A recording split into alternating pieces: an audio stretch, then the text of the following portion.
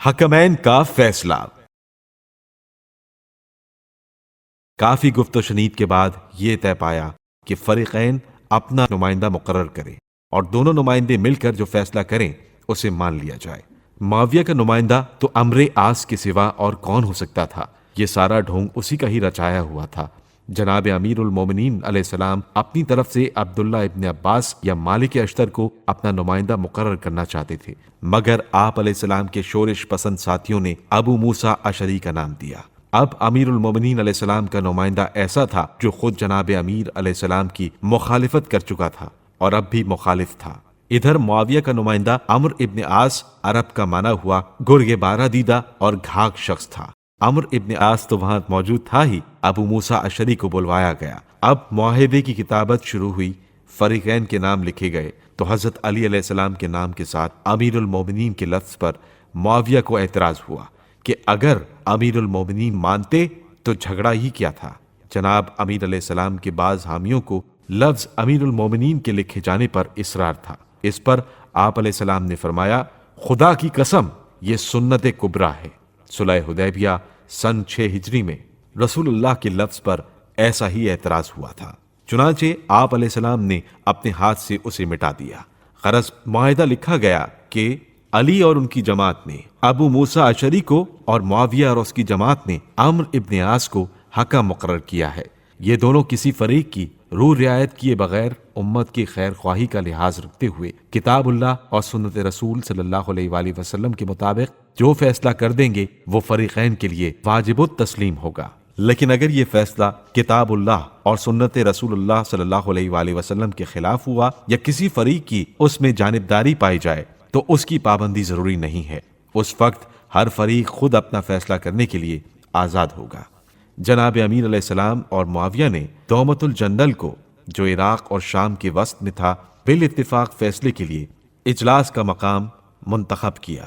عمرو ابن عاص جتنا چالاک اور گھاگ تھا، ابو موسیٰ اشعری اس کے مقابلے میں اتنا ہی سادہ دل اور فہم و تدبر کے معاملے میں کمتر تھا۔ عمرو نے 2-3 ہی ملاقاتوں میں ابو موسیٰ اشعری کو شیشے میں اتار لیا اور اسے ہم خیال بنانے کے لیے اس کی غیر معمولی تعظیم و توقیر شروع کر دی۔ اس کی تعریف و توصیف کے پل باندھ دیے۔ اصل مسئلے کے بارے میں جو گفتگو ہوئی اس کا خلاصہ یہ ہے: ابو موسیٰ اشعری، تم ایسی رائے کے متعلق کیا خیال رکھتے ہو جس سے خدا کی خوشنودی اور قوم کی بہبودی دونوں میسر آئیں؟ عمرو ابن عاص: وہ کیا؟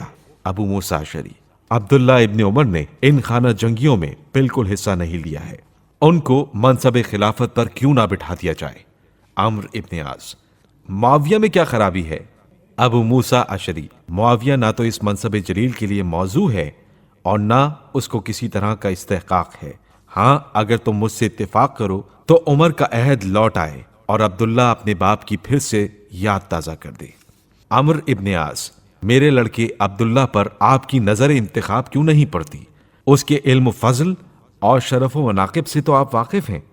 ابو موسیٰ اشعری: بے شک تمہارا لڑکا صاحب فضل و منقبت ہے، مگر ان خانہ جنگیوں میں شریک کر کے تم نے اس کا دامن داغدار بنا دیا ہے، برخلاف اس کے عبداللہ ابن عمر کا دامن اس قسم کے دھبوں سے پاک ہے۔ آؤ اسی کو مسند خلافت پر بٹھائیں۔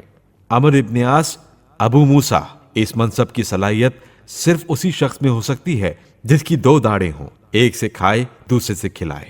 ابو موسیٰ اشعری: تمہارا برا ہو، کچھ تو خون کے بعد مسلمانوں نے ہمارا دامن پکڑا ہے، ہم ان کو پھر فتنہ و فساد میں مبتلا نہیں کریں گے۔ عمرو ابن عاص: یہ تو آپ کو معلوم ہی ہے کہ عثمان مظلوم شہید کیے گئے، ان کے بعد معاویہ ان کے گھر کے متولی ہیں اور قصاص کے دعویدار ہیں۔ ابو موسیٰ اشعری: ہاں یہ سچ ہے۔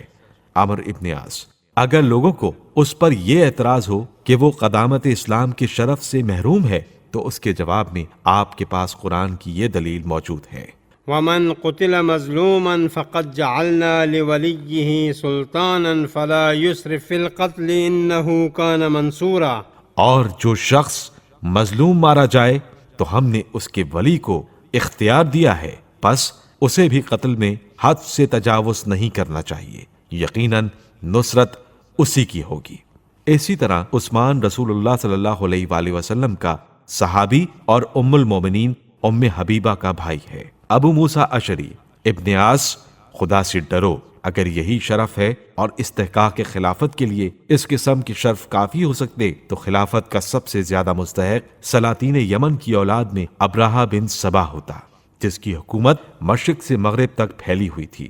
یہ کوئی شرف نہیں ہے، خلافت صاحب فضل اور اہل دین کا حق ہے۔ پھر شرف میں علی اور معاویہ کا مقابلہ۔